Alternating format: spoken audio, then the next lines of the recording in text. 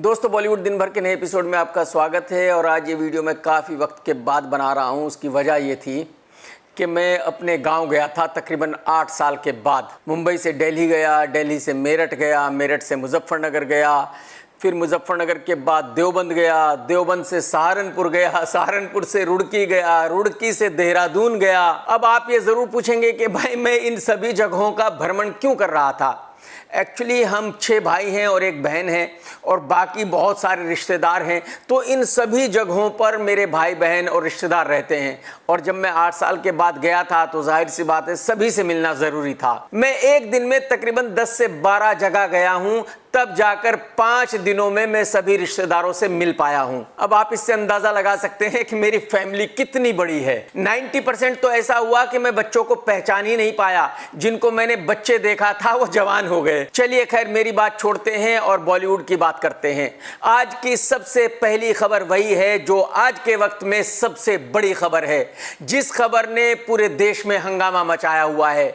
और वो खबर है शाहरुख खान साहब के बारे में। मैं आपको बताना चाहूंगा कि हमारी समुद्री सेना के कुछ ऑफिसर्स कतर की जेल में पिछले 8-10 साल से बंद थे। कतर की अदालत ने उनको फांसी की सजा सुना दी थी और जब से ये सजा सुनाई गई थी तब से कोशिश की जा रही थी कि उनको इंडिया वापस लाया जाए। हालांकि ये वो ऑफिसर्स हैं जो इंडिया की समुद्री सेना से रिटायर हो गए थे, यानी कि अब ये इंडिया के लिए काम नहीं कर रहे थे बल्कि कतर में एक प्राइवेट कंपनी के लिए काम कर रहे थे। और कतर में इन पर इजराइल के लिए जासूसी करने का इल्जाम लगा था।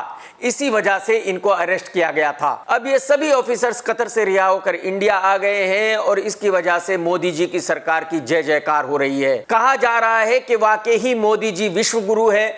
मोदी जी का पूरी दुनिया में डंका बज रहा है और ये मोदी जी की ही पावर है कि कतर गवर्नमेंट को इन ऑफिसर्स को रिहा करना पड़ा और ये ऑफिसर्स अपने हिंदुस्तान वापसी आए हैं। लेकिन बीजेपी के नेता सुब्रमण्यम स्वामी ने कुछ ऐसा कह दिया है जिसकी वजह से बखेड़ा खड़ा हो गया है। स्वामी जी ने कहा है कि मोदी जी की सरकार ने शाहरुख खान से रिक्वेस्ट की थी कि वो इन ऑफिसर्स को कतर से रिहा कराकर इंडिया वापस लेकर आए और ये शाहरुख खान की वजह से ही मुमकिन हो पाया है कि कतर ने उन ऑफिसर्स को रिहा किया और वो इंडिया वापस आ सके। तो एक्चुअली बहस की वजह यह है कि भाई शाहरुख खान की वजह से ये ऑफिसर्स इंडिया वापस आए हैं या वाकई ही मोदी जी ने इन ऑफिसर्स को छुड़ाया है। सच्चाई जानने के लिए हमें थोड़ा गहराई में जाना पड़ेगा।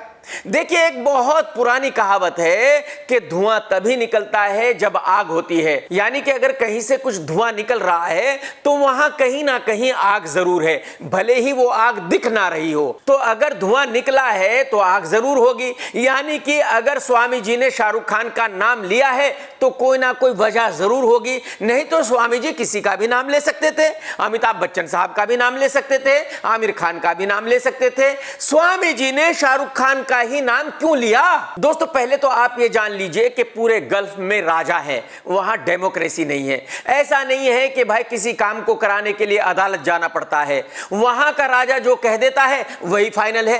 हो सकता है कल को किसी को फांसी होने वाली हो, आज राजा कह दे कि भाई इसको छोड़ दो, बल्कि इसको एक प्लेन भी गिफ्ट कर दो, तो उसको प्लेन भी गिफ्ट किया जाएगा और वो रिहा हो जाएगा। कोई पूछने वाला नहीं है कि भाई ऐसा क्यों किया गया। और कतर में भी राजा है, जो राजा कह दे वही फाइनल है। और ये भी आप सभी जानते हैं कि यूएई के ब्रांड एम्बेसडर है शाहरुख खान साहब। जो यूएई के रूलर्स हैं वो शाहरुख खान के दोस्त हैं, यानी कि एक तरह से बिल्कुल लंगोटिए यार है। जो शाहरुख खान कह दे वही हो जाएगा। यहां ये बात जानना भी बहुत जरूरी है कि कुछ ही महीनों के बाद अपने देश में इलेक्शन होने वाले हैं। तो जाहिर सी बात है इस वक्त सरकार को जनता को ये दिखाना है कि देखो भाई, सरकार बहुत मजबूत है, सरकार बहुत बढ़िया काम कर रही है और सरकार हर हिंदुस्तानी के लिए खड़ी है। और इसी सही वक्त पर इन ऑफिसर्स को कतर से छुड़ाया गया है, इंडिया वापस लाया गया है। हालांकि ये ऑफिसर्स कतर की जेल में तकरीबन 10 सालों से बंद थे, तब से इनको नहीं छुड़ाया गया था। तो एक तरफ तो इलेक्शन आने वाले हैं और इस वक्त में दिखाया जा रहा है कि मोदी जी बहुत ही कमाल के प्राइम मिनिस्टर है।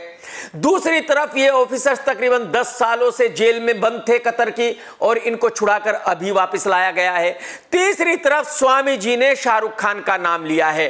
तो इसका मतलब यह है कि दाल में कुछ काला है। लेकिन अभी भी स्वामी जी पर इतनी आसानी से यकीन नहीं किया जा सकता।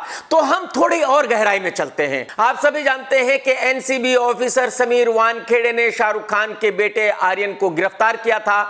28 दिनों तक जेल में रखा था बिना किसी क्राइम के। खबरों के मुताबिक समीर वानखेड़े ने शाहरुख खान से 25 करोड़ रुपए की मांग भी की थी। शाहरुख खान साहब इतने डिग्निफाइड आदमी हैं कि जब 28 दिन तक आर्यन जेल में था उन्होंने एक स्टेटमेंट भी नहीं दिया था, उन्होंने कुछ नहीं कहा था। वो सिर्फ और सिर्फ चुपचाप अपने बेटे की रिहाई का इंतजार कर रहे थे। मैंने उस वक्त एक वीडियो बनाया था, वो आज भी मेरे चैनल पर अवेलेबल है। मैंने उस वीडियो में कहा था कि समीर भाई आपने बहुत बड़ी गलती कर दी अपनी जिंदगी की, आपको इस गलती की सजा जरूर मिलेगी। मैं गारंटी के साथ कह सकता हूं कि आपकी नौकरी भी जाएगी और आपको जेल भी जाना पड़ेगा, हर हाल में आपको कोई बचा नहीं सकता। उसके बाद यह हुआ कि सीबीआई ने समीर वानखेड़े के खिलाफ एक केस दर्ज किया और समीर वानखेड़े ने भी बड़ी होशियारी से अदालत में जाकर अपने आप को बचा लिया, जमानत ले ली। मतलब ये एक कमाल का केस था कि हिंदुस्तान की सबसे बड़ी एजेंसी सीबीआई समीर वानखेड़े को अरेस्ट करना चाहती थी, लेकिन अदालत ने उसको जमानत दे दी। अदालत ने यह कहा कि नहीं, इसको अरेस्ट नहीं किया जा सकता। यानी कि समीर ने भी अपनी फुल पावर यूज की थी। कोई आम आदमी होता तो भाई साहब उसको जमानत मिल ही नहीं सकती थी, जबकि सीबीआई किसी को अरेस्ट करना चाहती हो तो उसको जमानत कैसे मिल सकती है। तो इसका मतलब यह हुआ कि समीर ने भी अपनी फुल पावर यूज करके अपने आप को बचाया था। इसके बाद शाहरुख खान की फिल्म जवान आई, जिसमें एक डायलॉग था कि बेटे को हाथ लगाने से पहले बाप से बात कर, और इस डायलॉग पर समीर ने रिएक्शन दिया था कि मैं डरता नहीं हूं शाहरुख खान से, शाहरुख खान कोई भी हो। जबकि शाहरुख ने समीर को डायरेक्टली कुछ भी नहीं कहा था, तो समीर को कोई रिएक्शन नहीं देना चाहिए था, लेकिन समीर ने रिएक्शन देकर यह साबित कर दिया था कि वो छोटा आदमी है, छोटी बात कर रहा है। तो एक्चुअली जब समीर वानखेड़े को जमानत मिल गई थी, सीबीआई उसको अरेस्ट नहीं कर पाई थी, तो यह मान लिया गया था कि भाई समीर जीत गया है, शाहरुख हार गया है। और शाहरुख खान साहब का एक डायलॉग है कि हार कर जीतने वाले को ही बाजीगर कहते हैं, तो शाहरुख खान साहब किसी से हार जाए ये मुमकिन नहीं है, और शाहरुख खान समीर वानखेड़े को माफ कर दे ये भी मुमकिन नहीं है। उसकी वजह यह है कि आर्यन को 28 दिन जेल में रखा गया था, बड़े बड़े क्रिमिनल्स के बीच में। उन 28 दिनों के दौरान वहां आर्यन को कुछ भी हो सकता था, यानी कि एक तरह से आर्यन की जिंदगी खतरे में थी, और वो बच्चा 28 दिन के बाद जेल से सही सलामत वापस आ गया था। ये अपने आप में एक बहुत बड़ी बात थी। तो एक तरह से कहा जा सकता है कि समीर ने शाहरुख के बेटे की जिंदगी पर हमला किया था। तो जाहिर सी बात है शाहरुख खान साहब ये कभी भूल नहीं सकते। अगर मैं उनकी जगह होता तो मैं भी नहीं भूल पाता। तो कहने का मतलब यह है कि समीर और शाहरुख की दुश्मनी ऐसी है कि आर पार होना जरूरी है। और आज मैं फिर रिपीट करता हूं कि समीर को जेल जाना पड़ेगा, समीर को कोई बचा नहीं सकता। तो एक्चुअली अब कुछ ही दिनों पहले ईडी ने समीर वानखेड़े के खिलाफ एफआईआर दर्ज कर ली है, यानी कि अब ईडी उनकी इंक्वायरी करेगी। और ईडी के इन्वेस्टिगेशन का मतलब क्या हुआ? इसका मतलब यह हुआ कि समीर को जेल जाना पड़ेगा। यह तो आप देख ही चुके हैं कि ईडी ने जिसकी भी इंक्वायरी की है उसको जेल जाना ही पड़ा है। तो अब इन सभी चीजों को जरा इकट्ठा करते हैं। तो शाहरुख खान की दुश्मनी है समीर से। समीर के खिलाफ अभी अभी ईडी ने केस रजिस्टर किया है। शाहरुख खान साहब दुबई के ब्रांड एम्बेसडर हैं, यानी कि गल्फ में शाहरुख खान की तूती बोलती है। जल्दी ही इलेक्शन होने वाले हैं और सरकार को अपनी अच्छी छवि बनानी है। सरकार को पब्लिक के बीच में यह दिखाना है कि देखो भाई, आज मोदी सरकार इतनी स्ट्रांग है कि वो कहीं भी कुछ भी कर सकती है। तो सरकार अपने ऑफिसर्स को कतर से छुड़ाकर वापस लेकर आई है, और स्वामी जी ने कहा है कि यह काम शाहरुख खान ने किया है। बताया जा रहा है कि कुछ दिनों पहले ही शाहरुख खान साहब कतर गए थे वहां के राजा से मिलने के लिए। अच्छा, जैसे कि मैंने आपको बताया कि आर्यन 28 दिन जेल में रहा था, लेकिन 28 दिन में शाहरुख खान ने एक भी स्टेटमेंट नहीं दिया था, कुछ नहीं कहा था। तो बेसिकली शाहरुख खान साहब जल्दी से कभी कुछ बोलते नहीं है। लेकिन जब स्वामी जी ने शाहरुख खान का नाम लिया कि शाहरुख खान ने ही कतर में जाकर उन ऑफिसर्स को छुड़ाया है, तो शाहरुख खान की मैनेजर ने एक ऑफिशियल स्टेटमेंट रिलीज किया और उसमें कहा कि शाहरुख खान का इस बात से कतई कोई लेना देना नहीं है। भाई, जब सरकार कुछ नहीं कह रही है, मीडिया कुछ नहीं कह रहा है, कोई हकीकत नहीं है, तो शाहरुख खान की मैनेजर को एक स्टेटमेंट रिलीज करने की क्या जरूरत पड़ी थी? शाहरुख खान ने इस बात का जवाब देना मुनासिब क्यों समझा?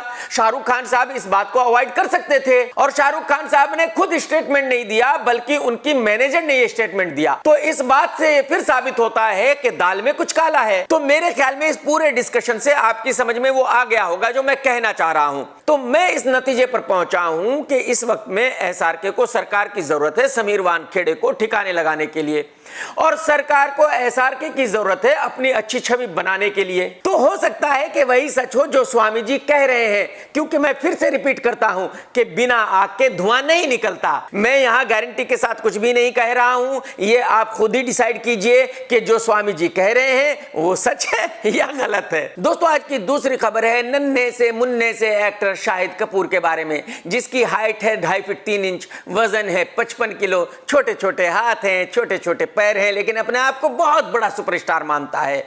लास्ट वीक इसकी फिल्म रिलीज हुई थी तेरी बातों में ऐसा उलझा पिया, और सुपर डुपर डिसास्टर हो गई है। आप सभी जानते हैं कि विक्रांत मैसी जैसे छोटे एक्टर की फिल्म 12th फेल ने तकरीबन 60 करोड़ का लाइफ टाइम बिजनेस किया है, जबकि शाहिद कपूर की फिल्म का वीकेंड बिजनेस है सिर्फ 25 करोड़ रुपए। इसके बाद तो फिल्म फ्री दिखाई जा रही है, तो जो आगे बिजनेस होगा उसको तो कैलकुलेट नहीं किया जा सकता। चलिए मैं 5 करोड़ रुपए और मान लेता हूं, यानी कि लाइफ टाइम बिजनेस होगा 30 करोड़ रुपए। यानी कि विक्रांत मैसी की फिल्म के बिजनेस का सिर्फ 50% बिजनेस किया है शाहिद कपूर की फिल्म ने। अब आप अंदाजा लगा सकते हैं कि शाहिद कपूर कितना बड़ा सुपरस्टार है। और मैं आपको ये बता दूं कि शाहिद कपूर एक फिल्म का 40 करोड़ रुपए चार्ज करता है, और जो कॉर्पोरेट हाउसेज हैं वो उसको 40 करोड़ रुपए देते हैं। शाहिद कपूर की 2 और फिल्में बन रही है, और शाहिद कपूर ने पर फिल्म 40 करोड़ रुपए ही चार्ज किया है। तो अब आप ये भी जान लीजिए कि शाहिद की इस फिल्म की टोटल रिकवरी क्या होगी। निर्माताओं को थिएटर से शेयर मिलेगा तकरीबन 15 करोड़ रुपए का, और अगर फिल्म का लाइफ टाइम बिजनेस 30 करोड़ रुपए हुआ है तो 10 करोड़ रुपए हो गई सैटेलाइट वैल्यू, तो 25 करोड़ रुपए हो गए। तकरीबन 5 करोड़ रुपए आएगा म्यूजिक से, 30 करोड़ रुपए हो गए। 5 करोड़ रुपए आ जाएंगे ओवरसीज से, 35 करोड़ रुपए हो गए। 25 करोड़ रुपए आ जाएगा डिजिटल से, यानी कि फिल्म की टोटल रिकवरी हो गई 60 करोड़ रुपए। जबकि शाहिद कपूर की फीस है 40 करोड़ रुपए, और कृति सेनन की फीस है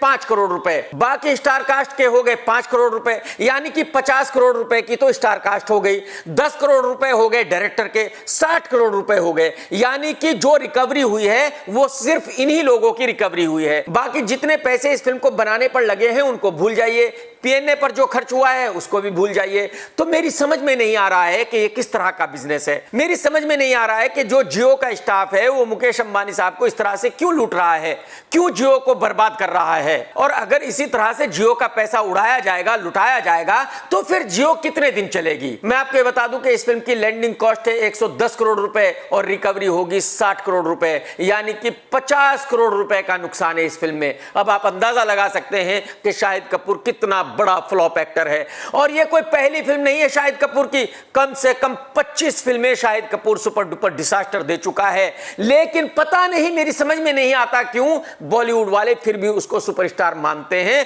फिर भी उसको इतने पैसे देते हैं। शाहिद कपूर की फीस आज की तारीख में 2 करोड़ रुपए से ऊपर हो ही नहीं सकती किसी भी तरह। दोस्तों, आज की तीसरी खबर यह है कि सिंगर गुरु रंधावा एक्टर बन गया है। उसकी पहली फिल्म कुछ खट्टा हो जाए इसी फ्राइडे को रिलीज होने वाली है। मैंने इस फिल्म का ट्रेलर देखा है, मुझे अच्छा लगा है। जो इस फिल्म के गाने रिलीज हुए हैं मुझे वो भी अच्छे लगे हैं। मैं आपको ये भी बताना चाहूंगा कि इस फिल्म में हीरोइन है साई मंजरेकर। साई मंजरेकर मेरी फेवरेट लड़की है। मेरी समझ में नहीं आ रहा है कि वो बड़ी फिल्में क्यों नहीं कर रही है, और गुरु रंधावा भी मेरा फेवरेट है।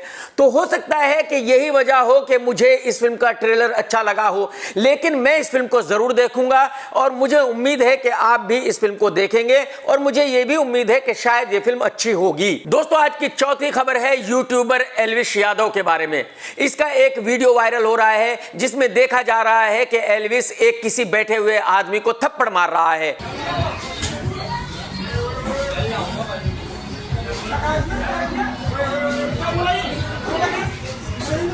बताया जा रहा है कि जब एल्विश वहां से जा रहा था तो उस आदमी ने एल्विश को गाली दी, और ये मैं कई बार देख चुका हूं, ये कई लोग करते हैं। अगर कोई एक फेमस आदमी कहीं से जाता है तो वहां कुछ लुक्खे बैठे होते हैं जो जलते हैं, जो गालियां देते हैं, और कुछ भी उल्टी सुल्टी बातें करते हैं। और अगर इस आदमी ने भी एल्विश के बारे में बुरा भला कहा था, एल्विश को गालियां दी थी, तो एल्विश ने जो किया वो बिल्कुल सही किया। ऐसा मेरे साथ भी 1-2 बार हो चुका है, और मैंने भी यही सोचा था कि मैं भी जाकर एक लगा दूं, लेकिन फिर मैंने अपने आप को कंट्रोल किया और यही सोचा कि अगर मैं ऐसा करूंगा तो लोग मुझे ही गलत कहेंगे। तो मैं उन सभी लुक्खों से कहना चाहता हूं जो फेमस लोगों से जलते हैं, उनको देखकर गालियां देते हैं कि भाई साहब अगर आप फेमस नहीं हो, आप लुक्खे हो, तो ये आपकी किस्मत है, और अगर वो फेमस हुआ है तो ये उसकी किस्मत है। आपके जलने से घंटा फर्क नहीं पड़ता, वो फेमस है, फेमस ही रहेगा। मैं मानता हूं कि हर आदमी हर किसी को पसंद नहीं करेगा, तो अगर आप किसी को पसंद नहीं करते तो मत कीजिए, लेकिन इसका मतलब ये बिल्कुल नहीं है कि आपको ये हक मिल गया कि आप उसको गालियां दे। आप चुपचाप बैठिए, उसको पसंद नहीं करते जाने दीजिए। आज की 5वीं खबर है उदित नारायण के लुक्खे बेटे आदित्य नारायण के बारे में। ये अपने आप को सेलिब्रिटी भी कहता है और सिंगर भी कहता है, और मैं मानता हूं कि ये है, क्योंकि ये कहीं शो करने गया था और उस शो का एक वीडियो वायरल है। उस वीडियो में मैं देख सकता हूं कि हजारों लोग इसको सुनने के लिए आए हैं, इसको देखने के लिए आए हैं। तो मेरी समझ में यह नहीं आ रहा है कि वो लुक्खे कौन लोग हैं जो इसको भी सेलिब्रिटी मानते हैं, वो लुक्खे कौन लोग हैं जो इसको भी सिंगर मानते हैं, वो लुक्खे कौन लोग हैं जो अपनी लाइफ में इतने डेस्परेट हैं कि भाई इसको देखने वहां आए थे। खैर, शो चालू था और ये गा रहा था। गा तो क्या रहा था, गधे की तरह ही निहना रहा था, और कुछ लोग इसको सुन रहे थे और वाहवाही कर रहे थे। उन्हीं में से एक लड़का शायद इसका वीडियो बना रहा था। ये गया, पहले उसको थप्पड़ मारा, फिर उसका मोबाइल छीना और फेंक दिया।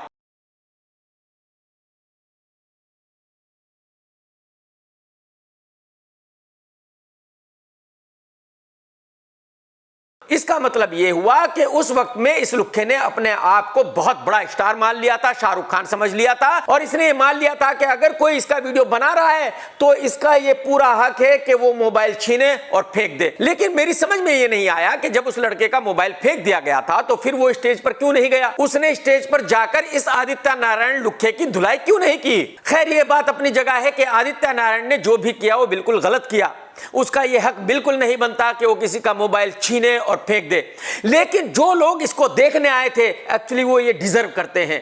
अगर वो लोग इसको भी सिंगर मानते हैं, इसको भी सेलिब्रिटी मानते हैं, तो भाई साहब वो पूरी तरह डिजर्व करते हैं। मैं तो कहता हूं उन सभी लुक्खों को कम से कम 1-1 महीने की जेल भी होनी चाहिए जो इस लड़के को सेलिब्रिटी मानते हैं, जो इसको देखने आए थे। दोस्तों, अगर आपने अभी तक मेरा चैनल सब्सक्राइब नहीं किया तो कर लो, और घंटी नहीं दबाई तो जरूर दबा दो। और भाई साहब, अगर आपने ये वीडियो देखा है तो लाइक करना बिल्कुल मत भूलना, और भाई साहब कमेंट्स करके जरूर बताना आपको वीडियो कैसा लगा। टेक केयर दोस्तों, tata bye bye, love you.